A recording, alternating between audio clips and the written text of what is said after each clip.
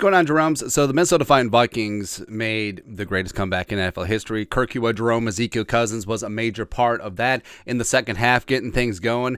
And he ended up 34-54 for 460 yards passing, career high, 4 touchdowns. Did have 2 picks, including a pick 6, but that was the first half.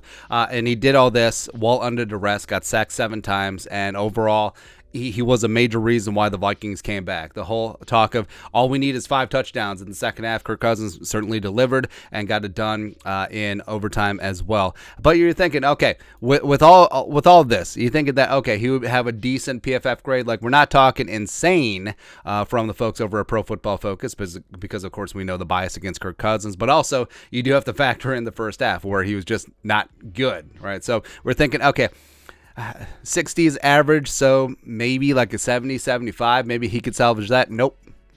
So Kirk Cousins posted a 57.4 PFF grade versus the Indianapolis Colts.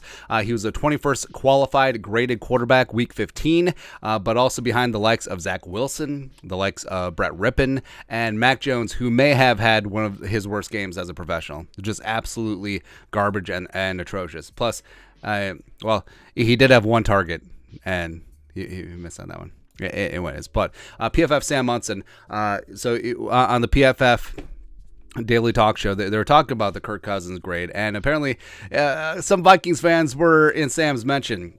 So this is what he said: people are complaining about Kirk Cousins' grade, like Cousins didn't do that much in this game. He didn't start driving this comeback. So that's an absolute amazing statement because, of course, we know that Justin Jefferson throws to himself, and KJ Osborne and Adam Thielen and TJ Hawkinson, they all throw to himself. And, I mean, yeah, there's a lot of yards after catch in this game. But if you just carbon copy this game and you put Patrick Mahomes or Josh Allen or Joe Burrow's name on it, 1,000% they get much better than a 57.4. Like, I would wager every single penny that I have and then borrow every single penny that I possibly could and put it on it that, hey, if Patrick Mahomes or Josh Allen or Joe Burrow or even Aaron Rodgers had this game, they would have at least an 80.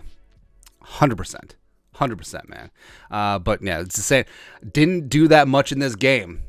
Really. So Munson took to Twitter. Vikings fans wanting Cousins to have a great grade just because he racked up a shite ton of yards in that game makes me think none of them actually watched the game. Nobody came out of that insanity with the takeaway that Cousins was awesome. Well, I don't know. The super dismissive, obviously didn't watch the game. I don't get that. Like, I really don't understand it because Kirk Cousins, that second half, the way that he sparked that drive, the way that he stood tall in the pocket, the way that he delivered some of those balls, I mean, it's some of the best football that we've ever seen Kirk Cousins play in the second half. First half, different story. Different story. But, again, it's not like the drive came out of whole cloth. I mean, yeah, you could say, sure, the Dalvin Cook 64-yard screen pass, like a lot of that was Dalvin and Ezra Cleveland. But what about the rest of it? You know, what about that strike to Thielen in the end zone? What about that dime to Hawkinson on the 2-point conversion, as well as the one to set up the game-winning field goal? What about all of that stuff?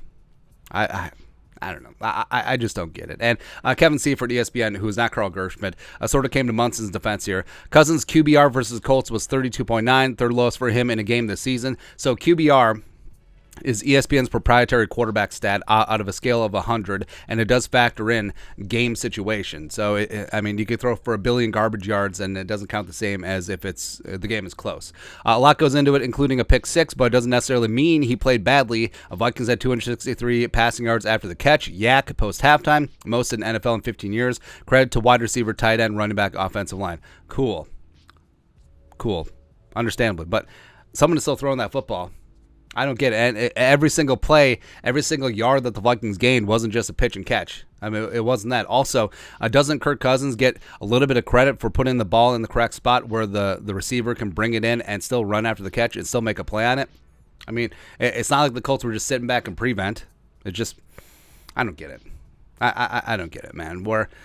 I mean, maybe the QBR factored in that some of the second half was technically garbage time, but when it mattered most, when the Vikings were down 3 scores and then 2 scores and then 1 score and then needed a 2-point conversion, they got it. So, I don't know. Like, it does just seem like the Kirk Cousins bias is still certainly there, and I don't think it's ever going to go away. Sort of is what it is, but you can't tell me that.